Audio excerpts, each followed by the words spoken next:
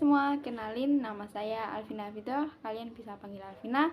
Saya dari IIK Strada Indonesia, Prodi S1 Kesehatan Masyarakat dengan NIM 2221B0003.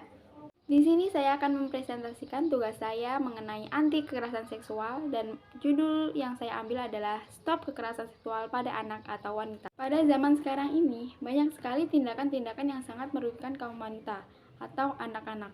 Mungkin karena wanita itu dipandang sebagai kaum yang lemah, seolah-olah mudah sekali untuk mengganggu mereka.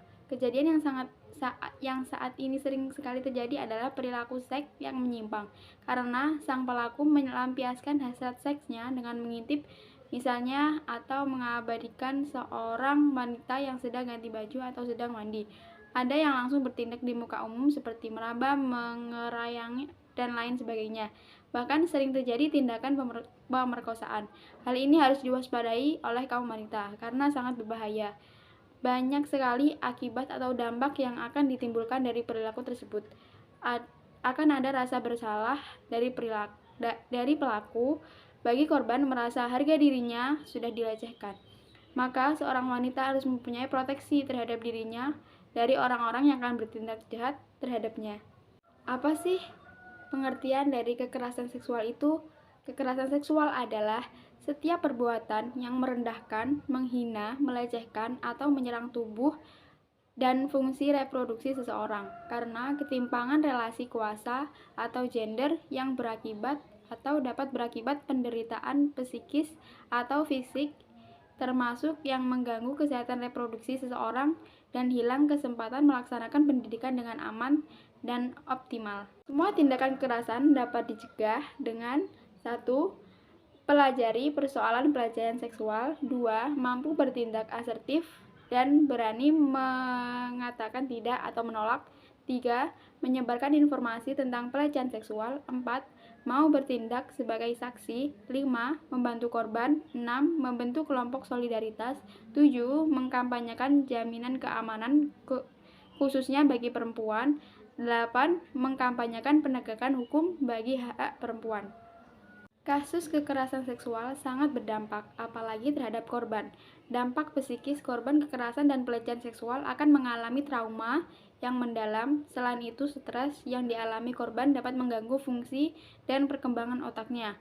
Kedua, dampak fisik. Kekerasan dan pelecehan seksual pada anak merupakan faktor utama penularan penyakit menular seksual atau PMS. Saran untuk kita semua supaya kita tidak menjadi korban kekerasan seksual. Yang pertama, menunjukkan sikap tegas terhadap segenap bentuk perilaku yang mencurigakan. Selalu bersikap waspada, hindari berjalan di tempat gelap dan sunyi, berpakaian sewajarnya, sediakan selalu senjata di dalam tas kita seperti korek api, deodoran, semprotan, dan sebagainya.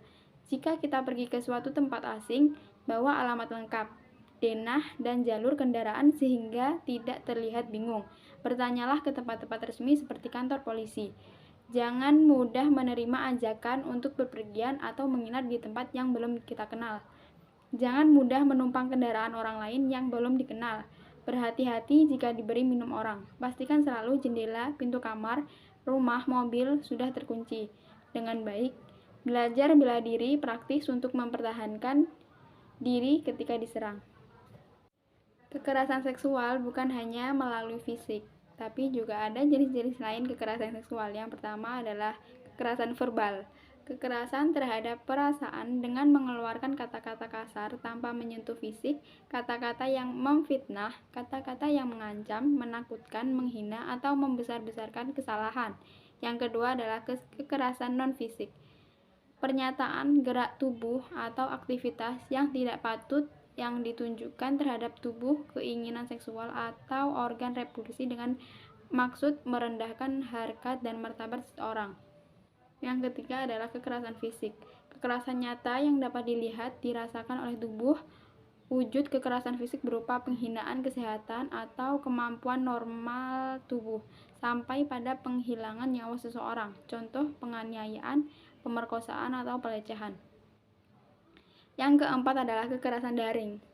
Perilaku yang termasuk ke dalam golongan tindakan pelecehan seksual di media sosial, diantaranya sebagai berikut: cyberstalking atau perbuatan menguntit menggunakan internet, email, atau pesan online. Cyber harassment adalah perilaku pelecehan yang menciptakan lingkungan mengintimidasi, bermusuhan, atau menyinggung. Dapat disimpulkan, pelecehan seksual bukanlah hal baru.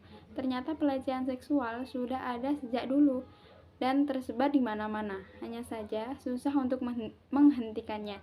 Ini tugas dari kita, generasi baru, untuk menjaga dunia dari tangan-tangan tidak bermoral. Dan juga dari kepolisian harus lebih mempertegas tentang hukum yang berlaku. Dari berbagai informasi yang telah kita dapatkan, bahwa pelecehan seksual sangat berbahaya karena akan menimbulkan efek yang sangat berbahaya, mulai dari beban mental yang diderita oleh korban, penyakit yang akan diderita oleh pelaku dan juga oleh korban, dan lain sebagainya. Maka dari itu, kita harus bisa menjaga diri dengan cara mendekatkan diri kepada Yang Maha Kuasa, pertebal iman kita supaya kita selalu dilindunginya. Sekian dari saya, terima kasih.